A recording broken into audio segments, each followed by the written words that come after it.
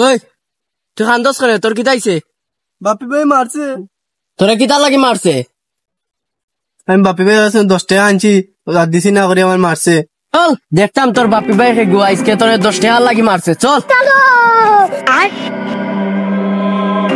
বাইগান